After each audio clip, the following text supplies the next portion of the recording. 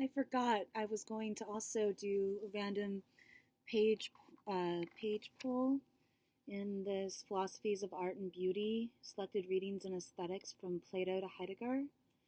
Um, Sometimes I do this and I just randomly flip to, that's what it's called, page flip. Um, Randomly flip to a page and kind of go like this and see where I land and see if there's any messages or interesting thoughts and ideas that come through that I find. So let's try it.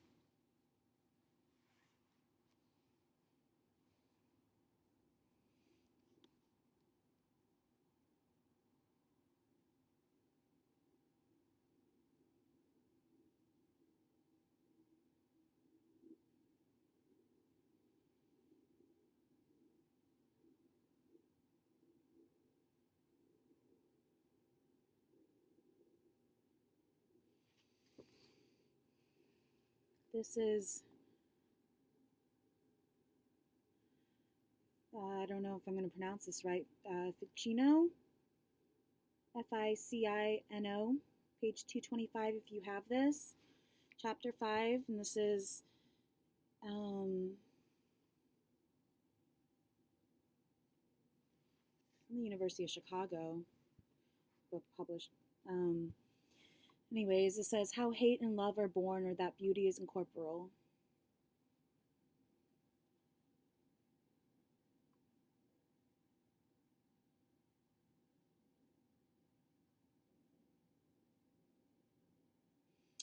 From all these arguments it follows that the entire charm of the divine countenance, which is called universal beauty, is incorporeal, not only in the angelic mind and in the world soul, but also in the sight of the eyes.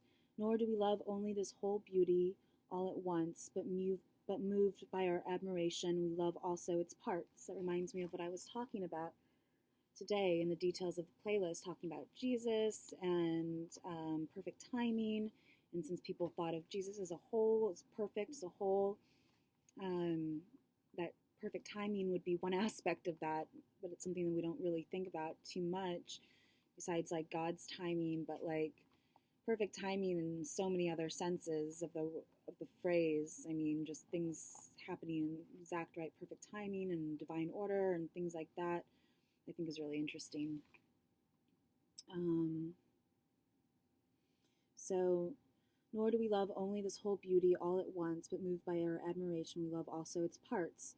There is born a particular love for a particular beauty, and so we are attracted to some man, a part of the world order, especially when in him a spark of the divine beauty clearly shines.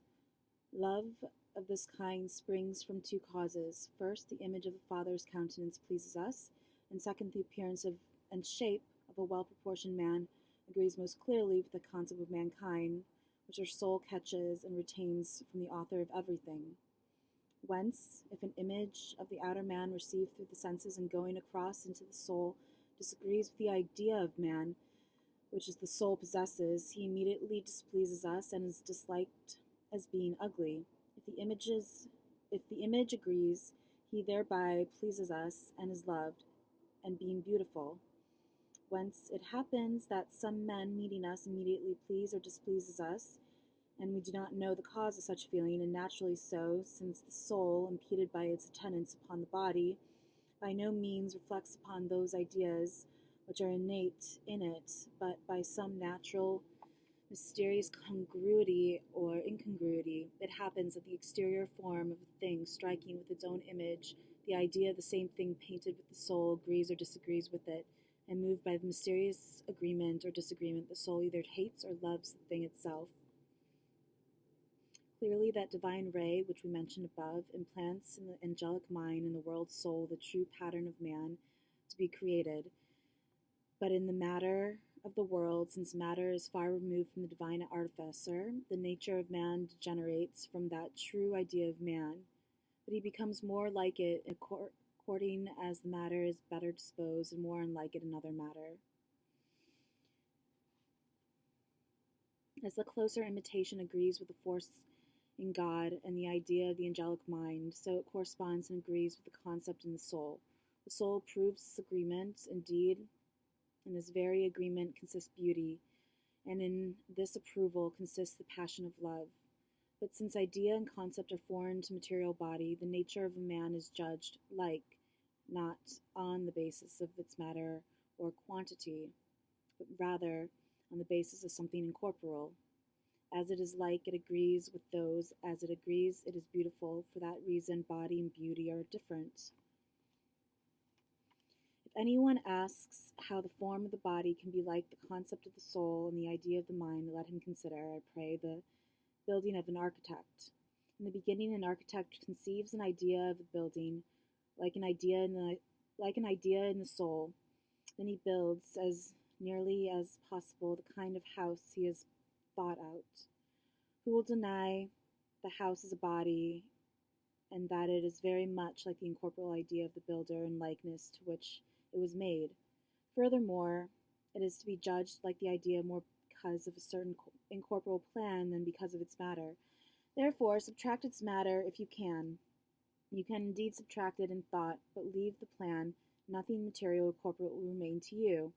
On the contrary, these two will be exactly the same internally, both the plan which comes forth from the builder into the physical house, and the plan which remains unmaterialized in the mind of the builder.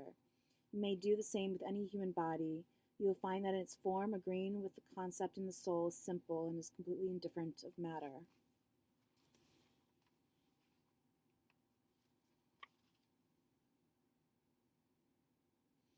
The next chapter goes on to say how many things are required of a thing to be beautiful, and that beauty is a spiritual gift.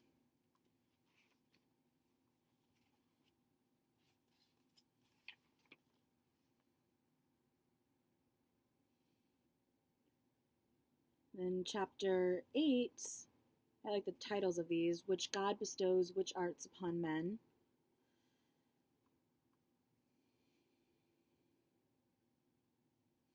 And then this is the comparison between God, the angelic mind, the soul, and the body. What the comparison is between the beauties of God, of the angelic mind, of the soul, and of the body.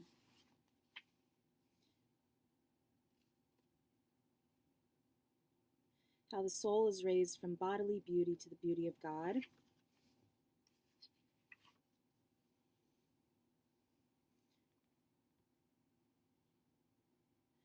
And then, how useful is divine love and the 4 kinds of divine madness.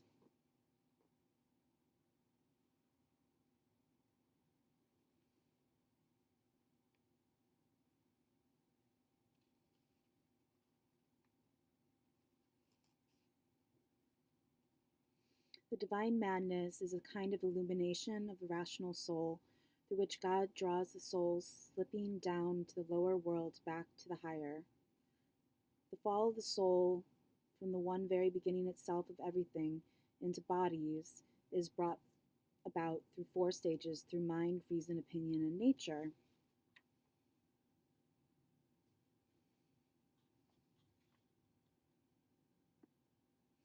And it ends with saying, love is the noblest of all these.